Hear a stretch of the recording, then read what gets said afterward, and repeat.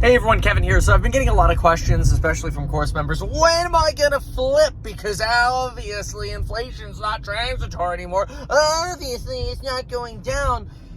Whew. Okay, so let's go wind it back a little bit and talk about this. Let's answer first, when do we flip? And B, does that make sense now?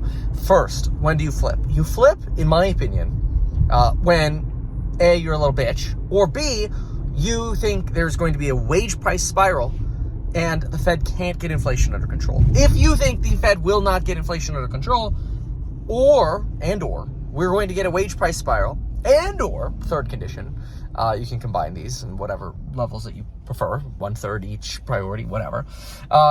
We have inflation expectations get out of control. Now, inflation expectations with the consumer did just tick up 0.1%, and they will likely, after this last CPI report, tick up even more. The bond market's expectations are also up. We're at about 5-year break even of 3.16. That is, however, 15% below the inflation expectations we had in March, when we're like, oh my gosh, the Fed's going to rug pull us, right?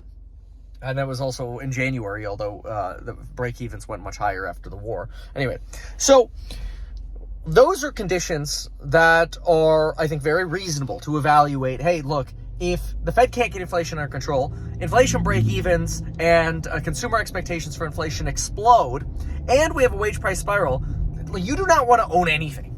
You will own nothing and be happy. You will have just cash, and you'll be happy. That's then, okay? That's that. Where are we now? We're not there. Who knows? Maybe we will be. It's entirely possible that the Fed will try to fight inflation down just like they did in the late 70s, where they try to fight inflation down, and guess what happens? It stays elevated for 6 years. For 6 years, they're telling us inflation is transitory until finally Paul Volcker wakes up and says, F it, pull the rug. We're going to set interest rates above where inflation is. And so what happened? Boom, massive crash. Inflation's at 16 to 18%, Fed funds rate up to about 20%. Okay, now you get Volckered, massive crash. Hey, you could ride through it, but it's really painful. Today's market didn't actually hit new lows after this latest CPI report. And a lot of people are like, Kevin, this latest CPI report is not as good. This is bad. It's not going down. But we've also been saying on the channel that we don't actually expect inflation to go down really until probably the September release of CPI, which would be the August figures, right? The month before that figures. And so that's not to try to make an excuse to say like, oh, it's still a reason to be happy. No, there are plenty of reasons to be gloomy here. Like, this sucks.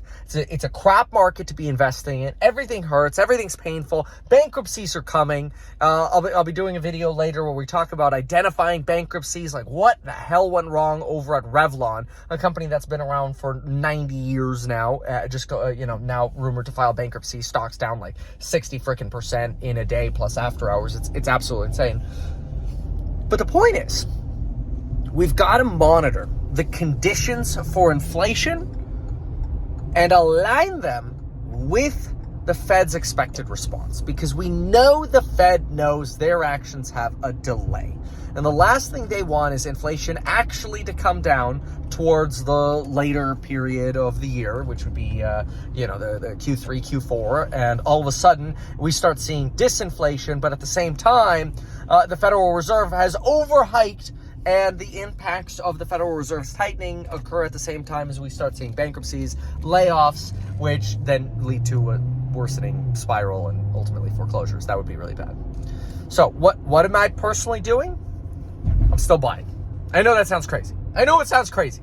And people make fun of me all the time, like, Kevin, you're running this inflation is transitory. People are like, yeah, eventually inflation will go down. Eventually it will go down. And so I can't say that I'm bullish today, that, oh my gosh, stocks are going to the moon next week. I don't think that. I've said it before and I'll say it again. This year's going to suck. This is the best year to learn. This is a learning year. You pay your dues now. You learn how to buy real estate so you can go from zero to millionaire and actually build wealth. Buying real estate and then getting into stocks. In that order. Most people here get into stocks and then potentially never consider real estate, which is a big mistake. Anyway, check out the programs, link below on Building Your Wealth. I'm not effing leaving. I'm buying this. Because I'm going to look back in 10 years and I'm going to be like, damn, I wish I had more money to buy more while we were in the middle of that recessionary time.